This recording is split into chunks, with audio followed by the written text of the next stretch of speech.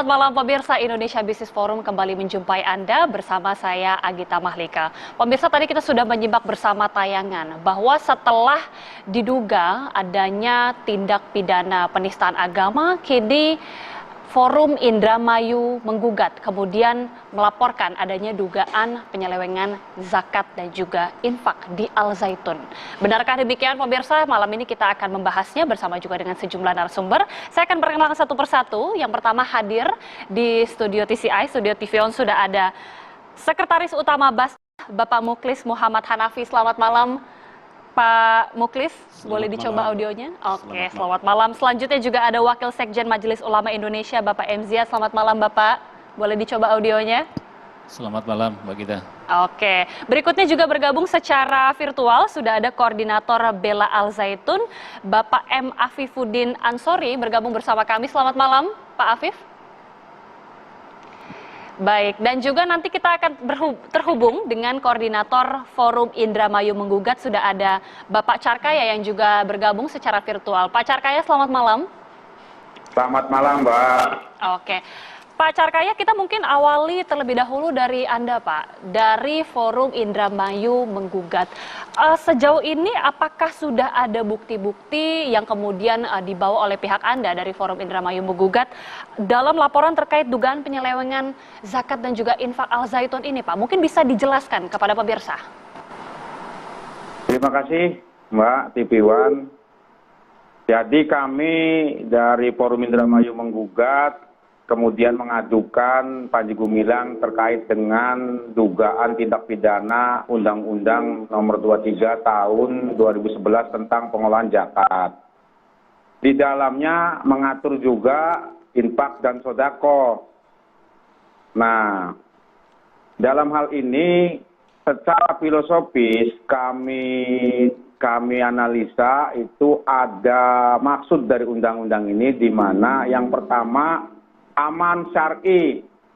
Aman syar'i ini berarti agar zakat, sodako dan infak ini sesuai dengan syariat. Kemudian aman regulasi, agar kemudian bisa aman secara undang-undang dan hukum yang berlaku di negara Kesatuan Republik Indonesia. Kemudian aman NKRI. Jangan sampai zakat, infak dan sodako ini kemudian menjadi alat untuk merongrong NKRI, seperti untuk membiayai teroris, radikalisme, dan sebagainya.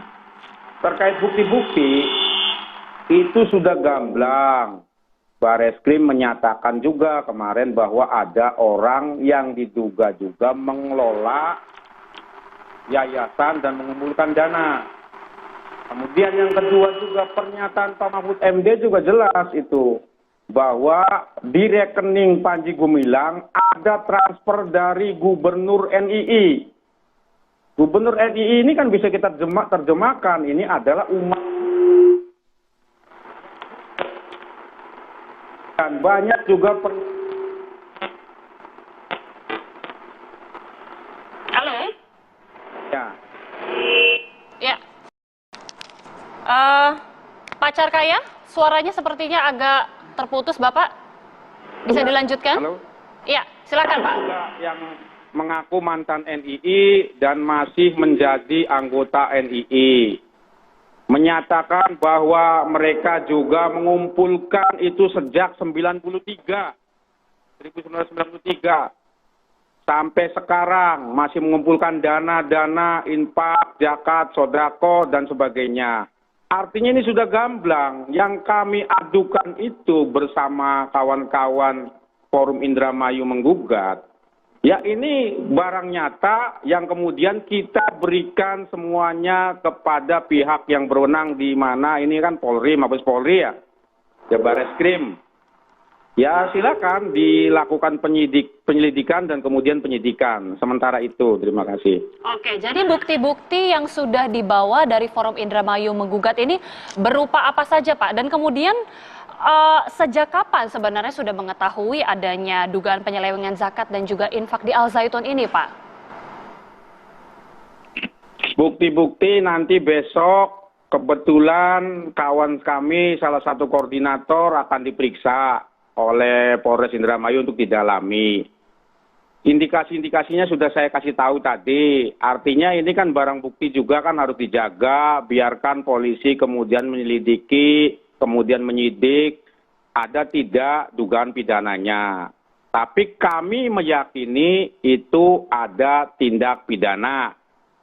Kami Forum Indramayu Menggugat sebenarnya mengetahui sudah lama, tetapi kami menganggap segala sesuatu yang sudah dilaporkan oleh pihak lain, misalkan terkait penistaan agama, undang-undang ITE, dan sebagainya, itu sudah dilaporkan, jadi kita tidak perlu mengadukan atau melaporkan. Karena ini belum diadukan dan belum dilaporkan, maka kami menganggap perlu mengadukan. Sudah kami adukan. Artinya gini, di sini kan ada peran Basnas nih. Nah, kebetulan ada perwakilan Basnas, perwakilan dari MUI, ya silakan didalami aduan kami juga menurut yang pihak berwenang gitu kan. Terima kasih. Oke. Sudah diketahui Pak, sebenarnya ada seberapa besar kemudian penyelewengan dari zakat dan juga infak ini? Dari Forum Indramayu penemuannya seperti apa? Sudah berapa besar jumlahnya? Jadi saya katakan ini sangat kolosal istilahnya ini. Sangat luar biasa, sangat kolosal. Jadi lembaga pendidikan diibaratkan itu seperti warung misalkan. Warung kelontong itu hanya mengelola berdagang dengan kelontong ya paling omsetnya bisa dikatakan 2 juta. Lembaga pendidikan segitu kan paling 1 miliar 2 miliar operasionalnya, ini triliunan. Ini menurut saya apakah terjadi di Indonesia selama ini? Ya kan belum ada.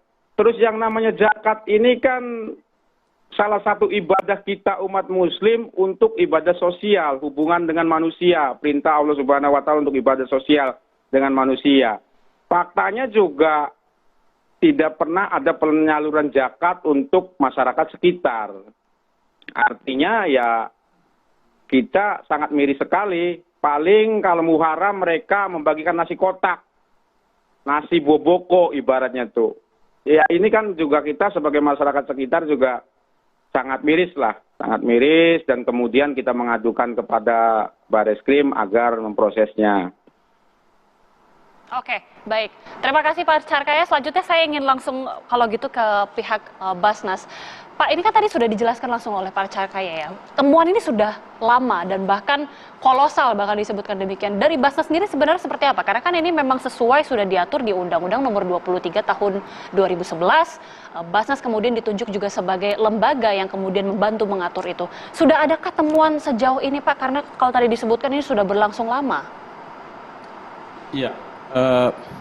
Berdasarkan Undang-Undang Nomor 23 Tahun 2011 tentang pengelolaan zakat, memang secara eksplisit di situ disebutkan bahwa pengelolaan zakat secara nasional itu dilakukan oleh lembaga yang berwenang, dalam hal ini adalah Basnas sebagai lembaga pemerintah non-struktural yang bertanggung jawab kepada Presiden melalui Menteri Agama.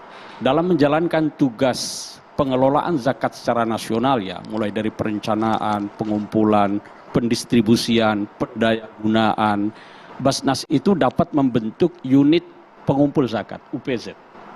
Dan juga masyarakat dapat membantu Basnas dalam proses penghimpunan, pendistribusian, pendayagunaan zakat.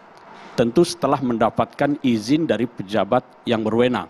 Dalam hal ini Menteri Agama atau pejabat yang ditunjuk oleh Menteri Agama setelah mendapatkan rekomendasi dari Basnas. Sehingga jelas dalam undang-undang itu bahwa yang berhak untuk mengelola zakat secara nasional itu adalah Basnas yang juga dapat dibantu oleh UPZ maupun lembaga amil zakat.